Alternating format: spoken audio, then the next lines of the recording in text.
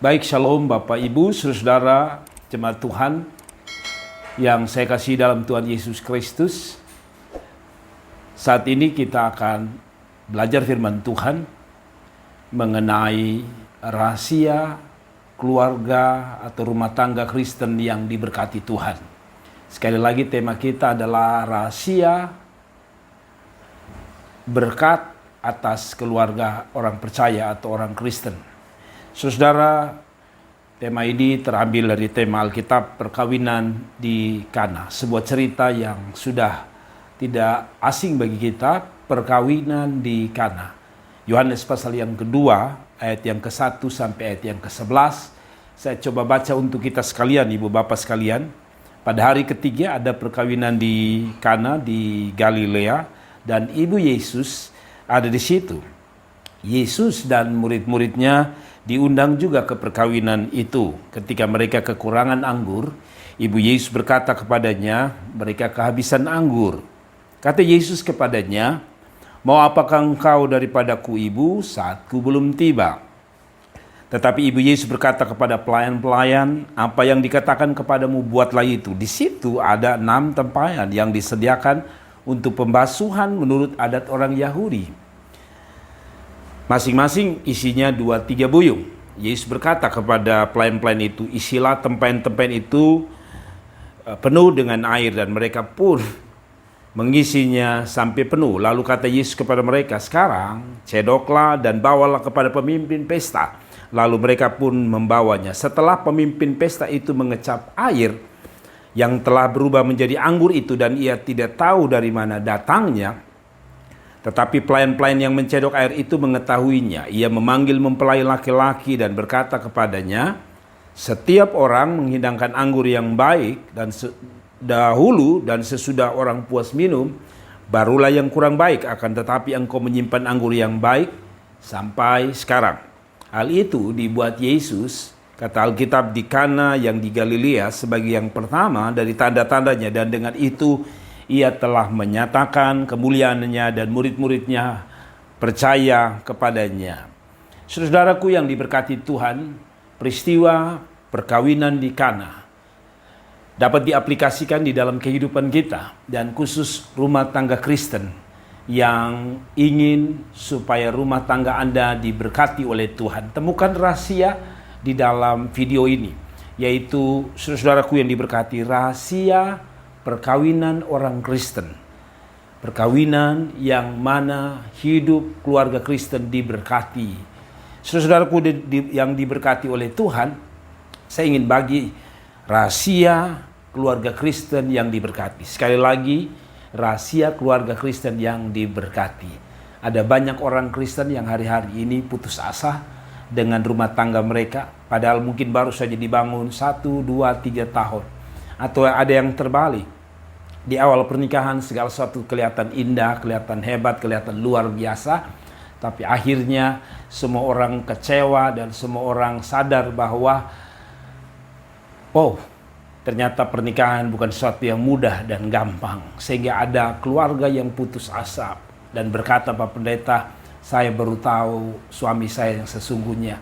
Saya baru tahu pasangan hidup saya yang sesungguhnya. Saya baru tahu istri saya yang sesungguhnya. Saya baru tahu orang yang saya cintai sesungguhnya." Setelah berjalannya waktu, sehingga tidak heran keluarga Kristen diberkati di gereja luar biasa, tapi pada akhirnya mereka hancur berantakan. Nah, karena itu saudaraku yang diberkati Tuhan, apa rahasia keluarga Kristen yang diberkati oleh Tuhan? Mari kita temukan ayat ini atau temukan rahasia ini. Yang pertama, saudara, rumah tangga Kristen yang ingin diberkati adalah rumah tangga Kristen yang pertama yang selalu mengundang Tuhan, atau saya istilahkan yang selalu melibatkan Tuhan di dalam kehidupan mereka masing-masing.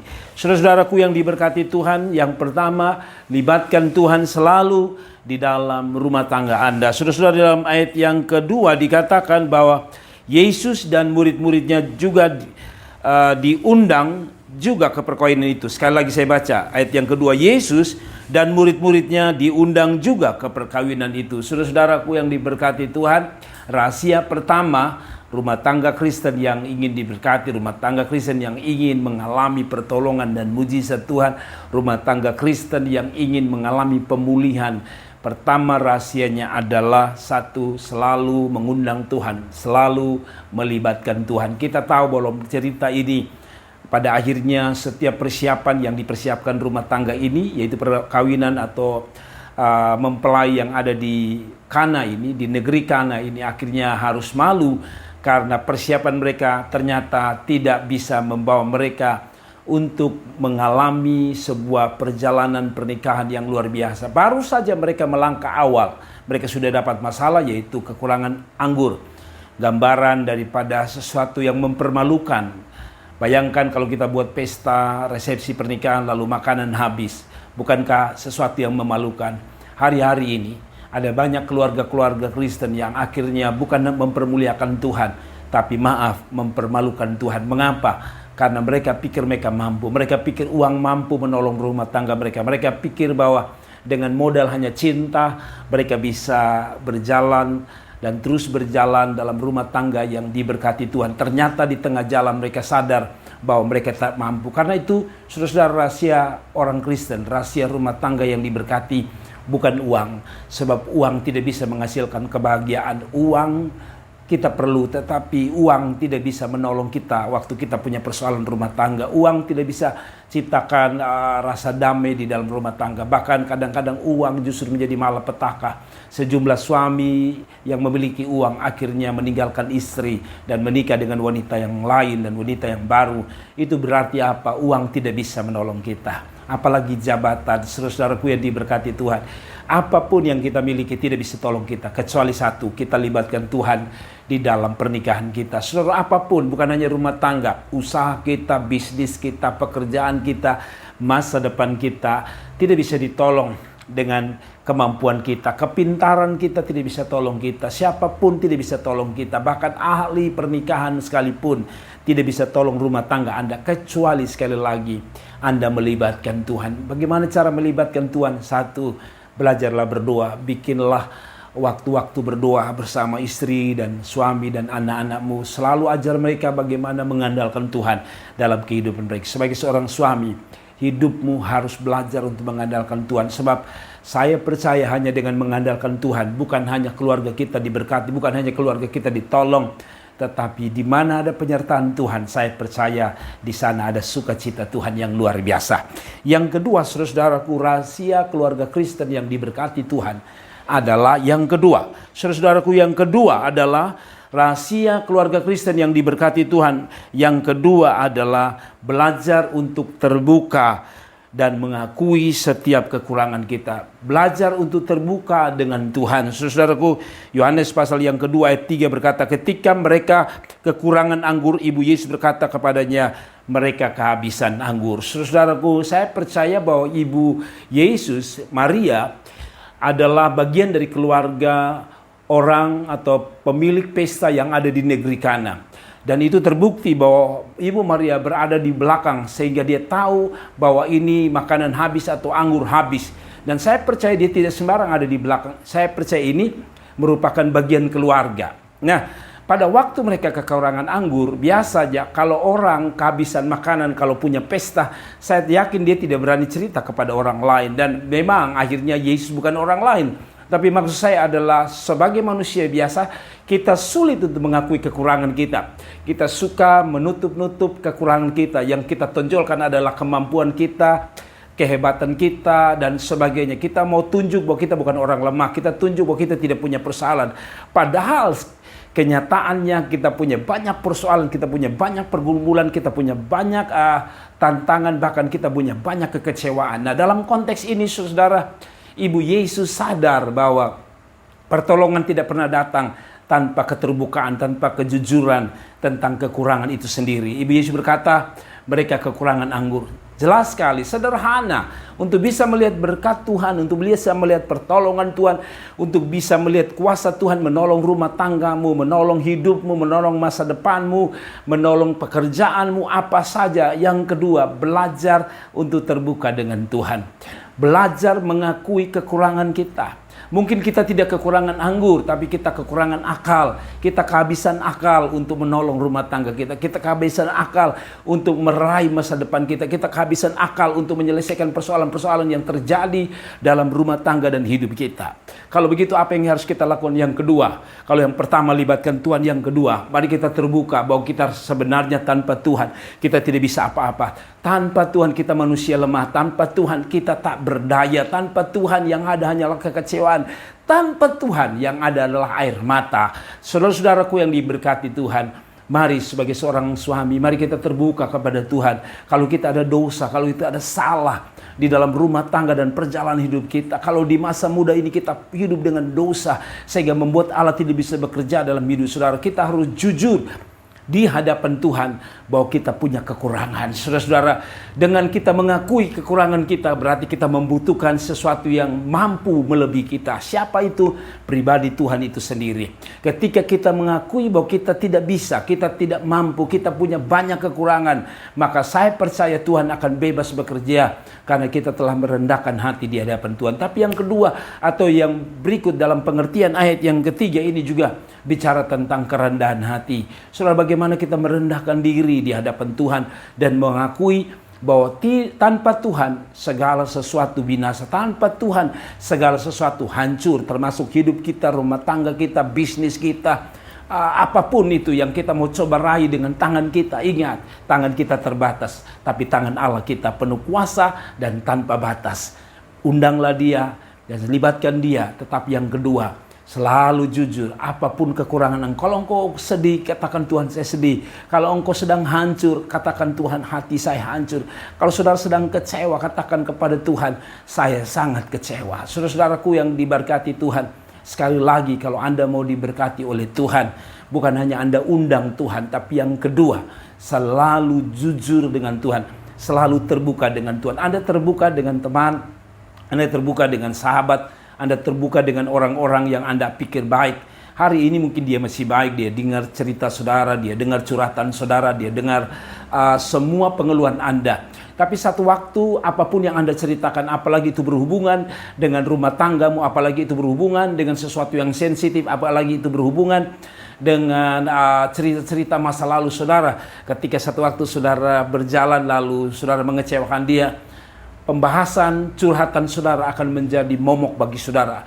Curhatan itu dari diri saudara akan menjadi bahan perbincangan. Dan akhirnya saudara bukan hanya tidak dapat solusi, tapi saudara tidak dapat jalan keluar. Nah, saudara-saudaraku yang diberkati Tuhan, saya mau kita jujur di hadapan Tuhan. Bukan jujur dengan manusia, tapi jujur dengan Tuhan. Pada waktu mungkin suamimu tidak bisa mendukung saudara, atau suamimu mengecewakan saudara, saudara tidak bisa curhat, saudara tidak bisa bicara, saudara-saudara datanglah pada Tuhan di dalam doa-doamu dan curhat. Saudara bisa nangis di hadapan Tuhan, saudara bisa hancur hati di hadapan Tuhan, merendahkan diri di hadapan Tuhan. Dan saya percaya Alkitab yang bilang bahwa Tuhan dekat dengan orang yang hati hancur. Saudara-saudaraku yang diberkati Tuhan, saya tidak tahu persis apa yang engkau alami, saya tidak tahu persis apa yang sedang engkau hadapi. Tapi kalau hari-hari ini engkau bingung kemana saudara harus menceritakan persoalan saudara, saudara bingung bagaimana supaya perasaan saya ini saya dapat curhat, saya mau bilang sama saudara, tempat yang terbaik untuk curhat bukan tempat yang lain. Tidak ada tempat yang lain yang terbaik untuk saudara curhat, saudara tumpahkan seluruh beban persoalan di hidup saudara, kecuali di bawah kaki Tuhan. Mari kita mengeluh dengan Tuhan, mari kita cerita seluruh kehidupan kita dengan Tuhan. Saya percaya Tuhan bukan hanya maha mendengar. Saudara-saudara, kalau kita curhat dengan orang, dengan manusia biasa, paling-paling dia hanya berkata kasihan. Paling-paling dia hanya berkata, wow, saya ikut berduka. Paling-paling dia hanya bisa berkata, oh, saya bisa pahami apa yang kau alami. Walaupun dia tidak bisa pahami secara utuh. Tapi bagi Yesus bukan hanya dia dengar, dia mau dengar keluhan saudara, dia mau dengar kejujuran saudara. Tapi dia juga ingin saudara, atau dia mampu menolong saudara. Banyak manusianya mampu mendengar dan berkata belas kasihan atau mengatakan kasihan kepada saudara. Sekalipun mereka tidak punya jalan keluar, solusi. Tapi Yesus bukan hanya memberi solusi. Yesus mampu mengubah dan memulihkan pergumulan, persoalan-persoalan yang kita hadapi dalam hidup ini. Kalau engkau sedang ada dalam beban berat, mari engkau terbuka dengan Tuhan.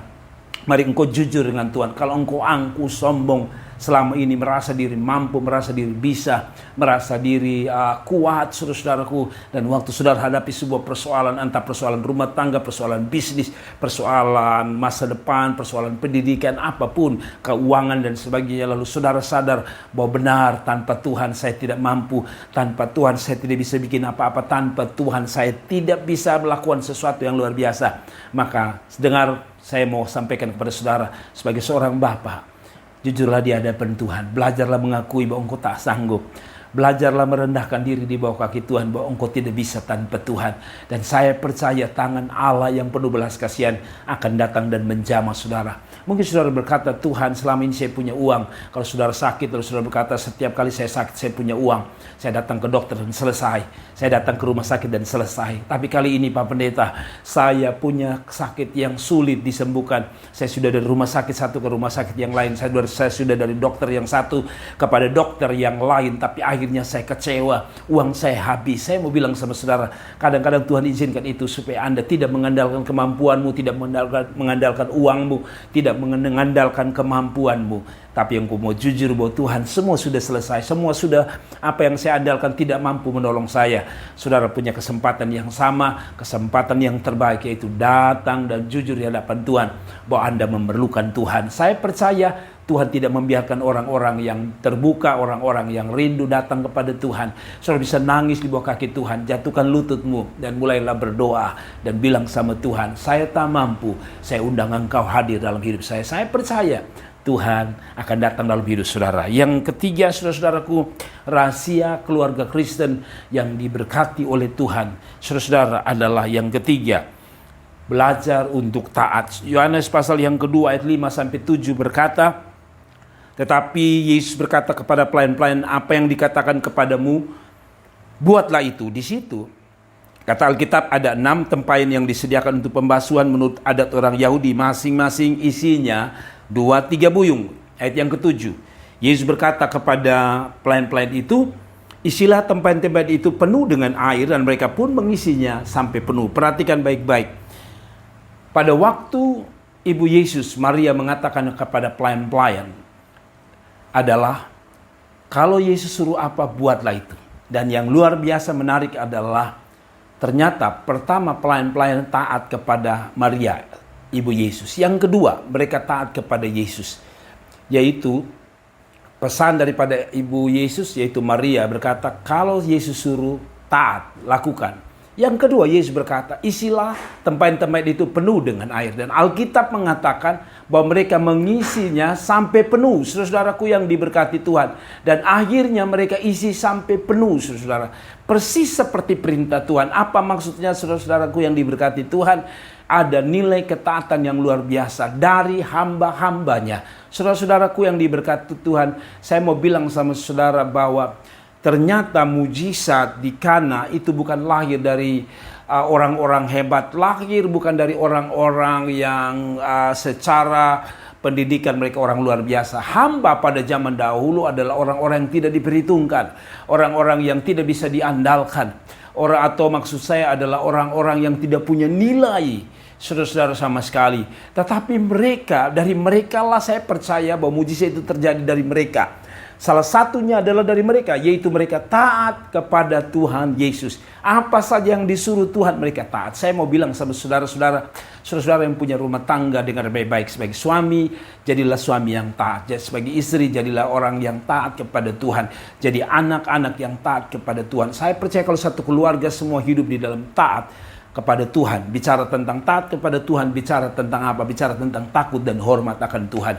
Saya percaya keluarga yang diberkati adalah keluarga yang mana di situ, di tempat itu, di keluarga itu, mereka menghormati Tuhan, mereka mencintai Tuhan, mereka hidup untuk taat pada firman Allah. Saudara-saudaraku yang diberkati Tuhan, jadilah keluarga yang selalu suka dengar firman Allah. Jadilah keluarga yang selalu suka dan cinta akan firman Allah. Jadilah keluarga yang selalu dengar firman Allah dan mentaatinya. Bayangkan kalau suami taat, maka saya percaya rumah tangga aman. Kalau istri taat, saya percaya rumah tangga itu menjadi rumah tangga yang penuh kebahagiaan dan sukacita. Saya percaya kalau anak-anak taat dan hormat Tuhan, saya percaya mereka menyenangkan bukan hanya Tuhan, tapi menyenangkan hati papa mamanya. Dan saya meyakini sekali lagi Tuhan Yesus akan menyertai saudara dan memberkati saudara. Tapi saya meyakini bahwa sebuah keluarga yang lahir dari ketaatan, saya percaya ada mujizat, ada pertolongan. Saudara lihat itu, dari ketaatan para pelayan ini melahirkan satu pertolongan Tuhan. Apa yang saya maksud dengan pertolongan Tuhan? Akhirnya keluarga yang ada di Kana, pemilik pesta pun mengalami pertolongan Tuhan. Dari kekurangan menjadi punya anggur, dari tidak ada anggur, habis anggur menjadi mendapatkan anggur yang berlimpah. Yang kedua, ada mujizat. Mengapa ada mujizat? Air berubah jadi anggur adalah sebuah peristiwa mujizat.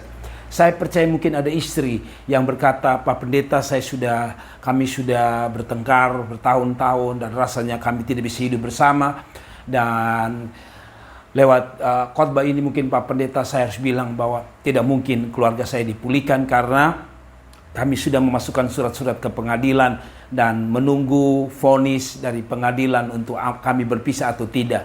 Dan kemungkinan untuk kami kumpul kembali menjadi satu keluarga yang bersama-sama tidak mungkin, Pak Pendeta. Karena kami sudah berpikir bahwa itu tidak mungkin. Nah, Alkitab bilang air berubah jadi anggur adalah satu yang tidak mungkin. Air berubah jadi anggur itu sesuatu yang mustahil. Tapi kalau Yesus bisa buat itu, saya percaya Tuhan juga bisa memulihkan rumah tanggamu. Rumah tangga bagikan air. Saudara pikir air tidak mungkin berubah jadi anggur. Air sudah habis. Perasaan cinta, perasaan sayang, perasaan mengasihi satu dengan yang lain telah hilang. Sehingga itu menjadi dasar saudara berkata, Pak Pendeta, saya tidak bisa lanjutkan. Suami saya juga tidak mencintai saya lagi. Dia sudah dengan perempuan lain dan sebagainya. Saya mau bilang sama saudara, tidak ada perkara yang mustahil.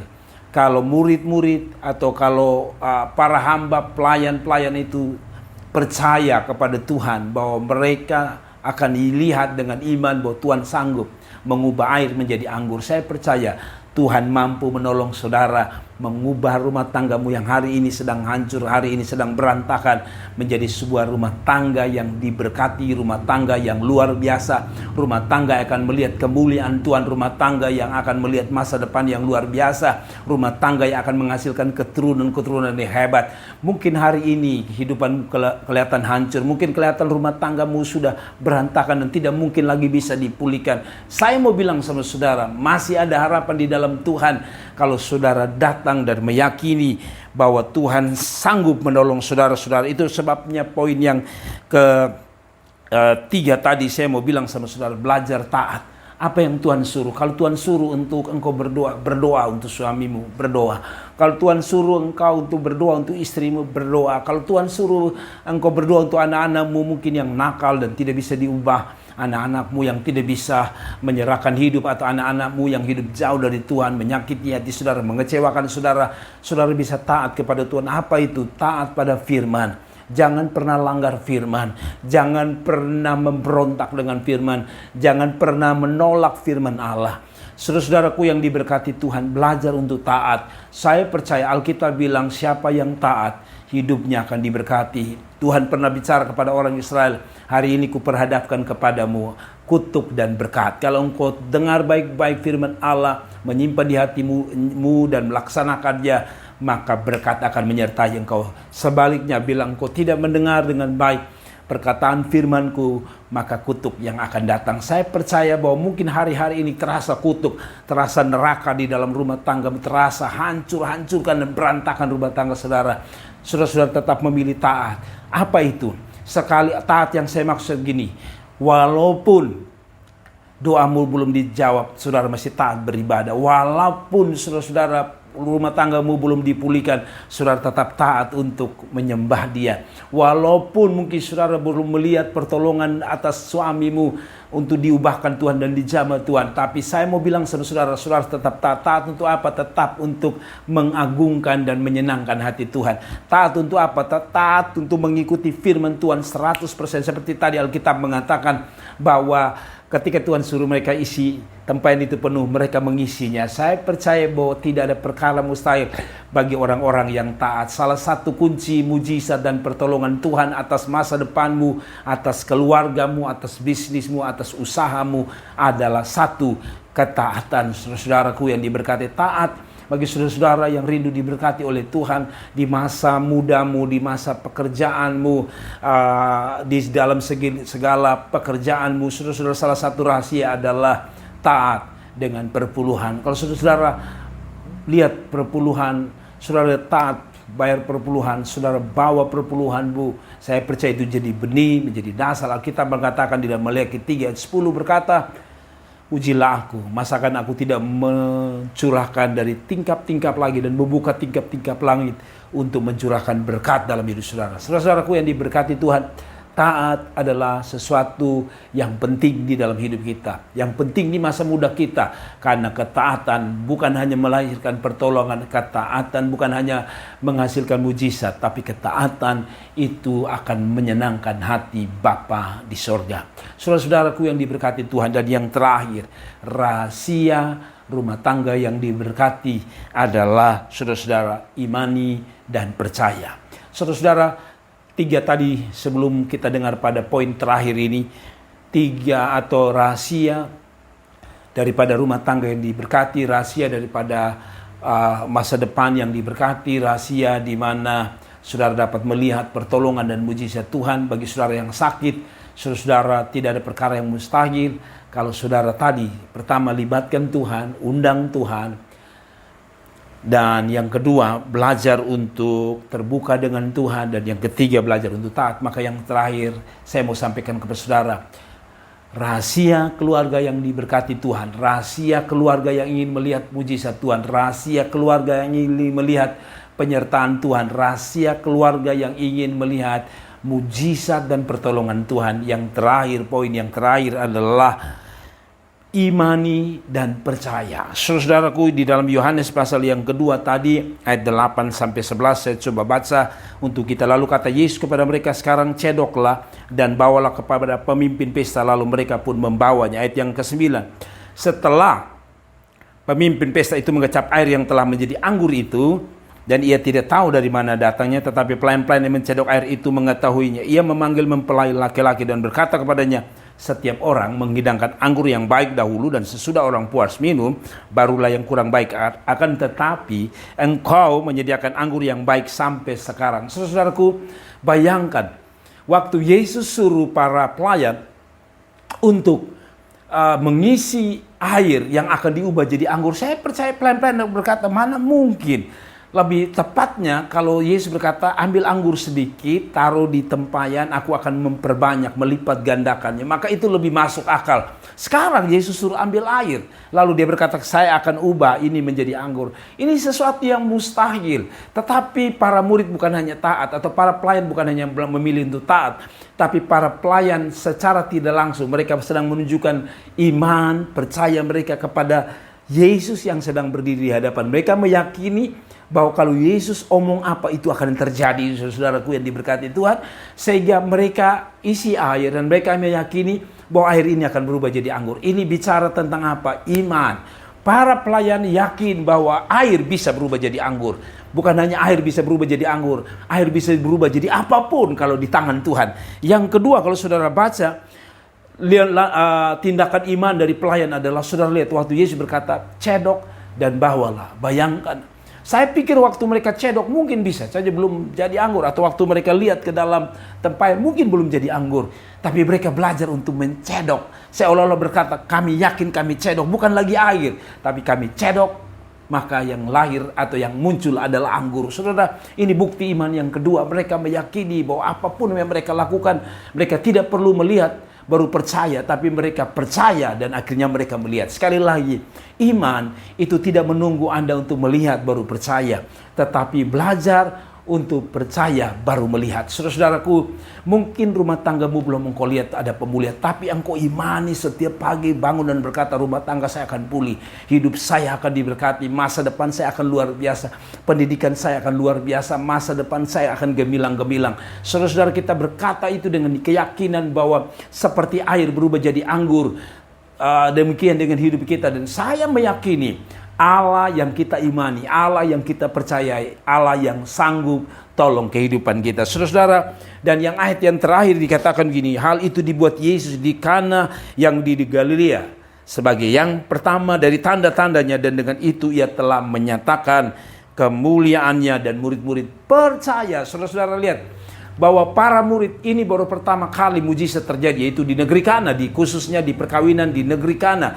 Saudara-saudaraku, mereka belum pernah lihat mujizat dari anak Yusuf dan Maria secara manusia. Mereka belum pernah lihat mujizat-mujizat yang lain. Kalau sudah pernah, mungkin saja mereka berkata, oh gampang ini, saya pernah lihat Yesus buat mujizat. Tetapi ini Alkitab berkata ini baru pertama kali. Apa artinya? Ternyata para murid juga belajar untuk percaya. Bukan hanya pelayan, tapi para murid belajar untuk percaya. Mereka tidak melihat dulu baru percaya. Kali ini, dalam konteks ini, mujizat karena baru pertama kali, sehingga tidak ada dasar untuk mereka lihat. Saya mau bilang sama saudara, saudara-saudaraku yang diberkati Tuhan, iman, kata Ibrani pasal yang ke-11 ayat 1, Ibrani atau iman adalah dasar dari segala sesuatu yang kita harapkan dan bukti dari segala sesuatu yang tidak kita lihat. Saudara-saudara, apa yang tidak kita lihat tapi kita yakini, itulah iman. Sekali lagi, apa yang tidak bisa kita lihat tapi kita imani atau kita yakin bahwa itu akan terjadi dan kita akan melihat, maka itulah iman.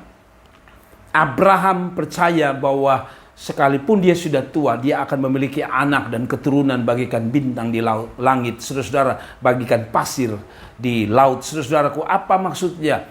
Abraham akhirnya disebut sebagai bapa orang beriman. Kenapa? Karena dia mempercayai sebelum dia melihat. Banyak orang hari-hari ini ingin percaya kalau sudah melihat.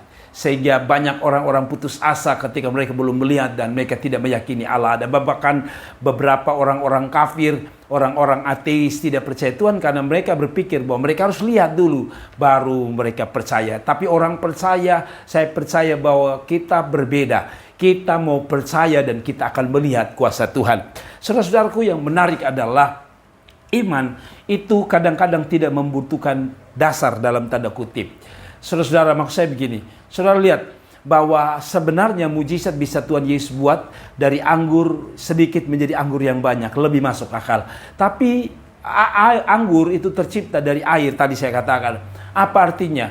Secara ilmu pengetahuan, secara ilmu pengetahuan ini tidak masuk akal. Bagaimana mungkin air, zat yang berbeda dengan anggur, sesuatu yang tidak mungkin bisa menjadi anggur, karena air itu ya punya zat yang berbeda dengan anggur atau punya sifat yang berbeda, saudara-saudara. Tapi lihat bahwa ternyata walaupun tidak ada dasar, Tuhan mampu membuatnya. Saya mau bilang sama saudara, kadang-kadang kita punya iman, kadang-kadang dalam tanda kutip kita tidak perlu dasar. Mau saya begini, tidak perlu dasar tentu bukan berarti bahwa tidak ada dasar. Sebab dasar kita, iman kita tentu pertama, dasar kita adalah Tuhan Yesus sebagai andalan kita yang kita percaya. Yang kedua, dasar kita adalah firman Allah. Tapi maksud saya begini, sebagai dasar dalam pengertian saya di sini adalah bahwa Anda belum punya pengalaman mungkin terhadap pengalaman perjalanan dengan Tuhan. Saudara belum pernah lihat mujizat, saudara belum melihat pertolongan Tuhan dan sebagainya. Tapi saya mau bilang sama saudara, itu yang saya bilang, iman artinya percaya baru melihat dan bukan melihat baru percaya. Kiranya firman Allah ini dapat memberkati saudara. Kalau ada beban hidupmu, rumah tanggamu, persoalan apa yang sedang kau hadapi, ingat, Yesus masih sanggup menolong saudara. Kiranya video ini memberkati saudara, kiranya khotbah ini memberkati saudara, share dan bagi, dan saya percaya banyak orang diberkati, dipulihkan rumah tangga, masa depan anak-anaknya, dan masa depan muda, orang-orang muda. Tuhan Yesus memberkati kita sekalian. Salam.